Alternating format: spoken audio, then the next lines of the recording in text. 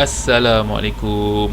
Korang tahu tak, dekat dunia ni banyak sangat benda misteri, tapi apakah yang paling menarik adalah misteri laut dalam. Okay, bukan laut, laut dalam. Okay, kita tahu laut apa, tapi makin lama kita masuk dalam, cahaya tak boleh tembus tau. Cahaya tak boleh tembus, dia masuk dalam, makin lama makin gelap.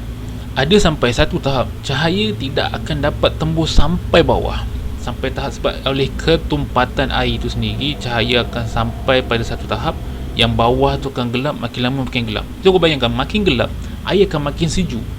Bila makin sejuk, makin tumpat, makin tekanan, sebab terlalu dekat dengan medan magnet, gravity bumi, maka tekanan makin kuat.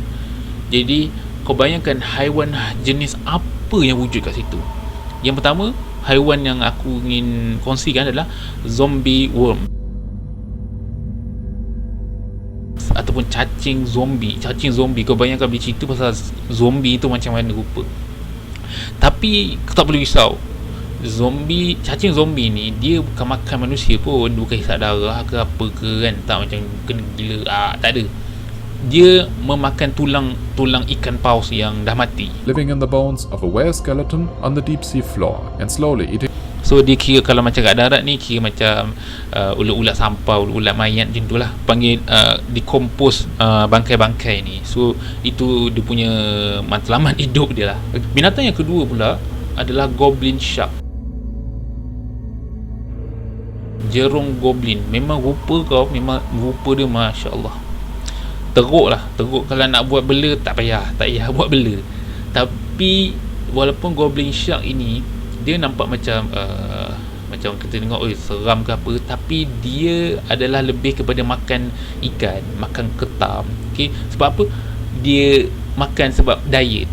Itu diet dia yang sesuai untuk hidup kat bawah tu. Malu tu, kita pun susah nak diet, dia boleh maintain makan benda tu untuk diet. Jarung, contohilah jerung untuk diet. Binatang yang ketiga pula, black dragon fish. Dengar macam nama kumpulan Samsung kan, tapi black dragon fish ni kecil je. Kalau yang betina dalam 40 cm, yang jantan 5 cm. Jantan 5 cm je. Ini confirm kena queen control ni. Black dragon fish ni dia beracun. Walaupun kecil, tapi dia beracun dan sangat bahaya untuk manusia lah. Jadi dia ni, sebab dia kecil, dia hanya makan ikan-ikan kecil, cacing, ketam, kerang, macam tu lah. Banyak lagi sebenarnya, kalau aku cerita habis tak cukup sebenarnya. Waktu ni aku bagi 3 yang agak bagi aku scary lah.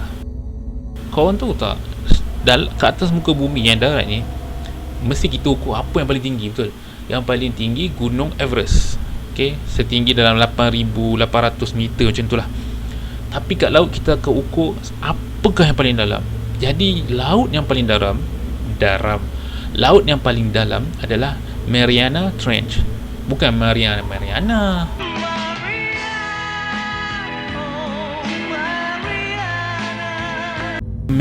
Trench, jurang Mariana. Dia memang masuk dalam habis. Memang dalam betul. Okey. Mariana Trench ni dicatatkan paling dalam adalah 10,927 meter dalam tu. Kalau ambil Gunung Everest tu, kau masuk kan, tenggelam Everest. Gunung yang tinggi tu boleh tenggelam sebab terlalu dalam kat dalam Mariana Trench tu. The mysterious Mariana Trench is currently the deepest known point in all of the oceans of our planet. Di dasarnya yang setakat dikaji, dia terlalu sejuk dan terlalu gelap. Jadi kau boleh bayangkan binatang apa boleh hidup macam tu kan. Sebenarnya manusia cek ataupun kaji kedalaman laut. 4 people have ever descended to the very bottom of the Mariana Trench. Pernah pada tahun 1875 pernah kaji sekali, diorang dapat detect bahawa hanya ketinggian 8,184 meter. Pada 1960 diorang ahli kaji ni cek lagi, rupanya 10,916.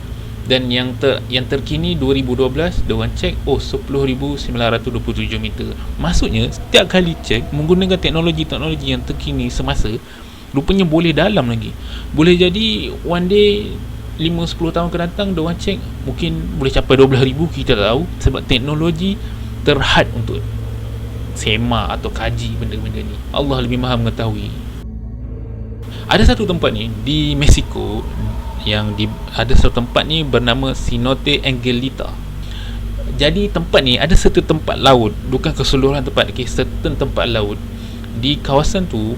Para pengaji ni adalah datang nak cek je pun, bukan nak cek apa, saja nak mengkaji.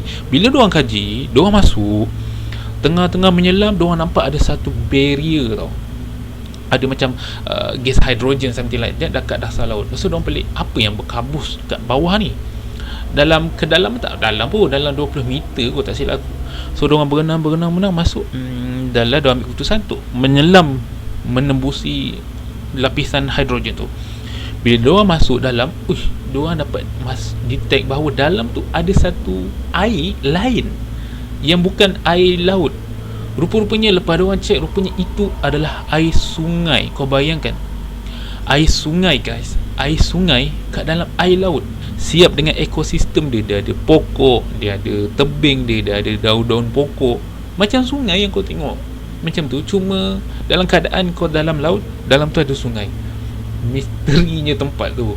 Tapi itu belum pelik lagi. Ada tempat yang lebih pelik berdekatan dengan Denmark yang diberi nama sebagai Denmark Strait Cataract. Nama macam benda ni macam tempat nak pergi ke minum kopi ni, kedai kan. Sebenarnya tempat itu lebih aneh dan dia lebih luas. Kalau kat tempat Mexico tadi tu agak kecil je tempat tu, tapi ni luas. Kawasan laut yang sangat luas dan sangat jelas. Daripada atas boleh nampak, sebab dia terlalu jernih airnya. Iaitu laut yang di dalamnya ada air terjun.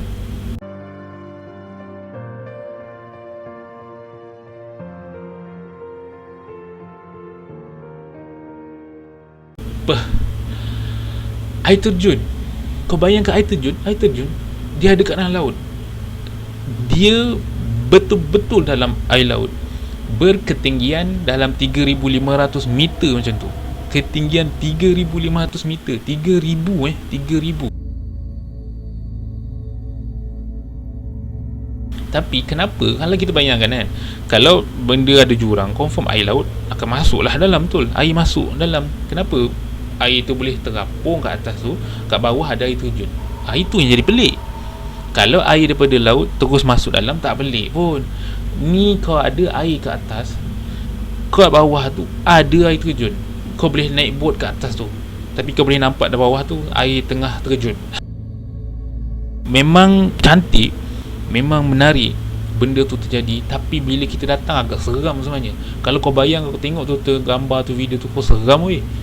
Macam mana boleh ada air terjun bawah tu, air atas ada laut. Memang tak boleh brain. Walaupun dah tunjuk dah bukti-bukti saintifik, tak boleh brain benda tu. Jadi itulah dia 3 misteri laut dalam sebagai topik pada hari ini. Okey, itu saja. Terima kasih dengar aku membebel. InsyaAllah aku akan datang lagi dengan fakta-fakta menarik, misteri-misteri yang lebih menarik. Jangan lupa like, subscribe dan share. Assalamualaikum, salam sejahtera.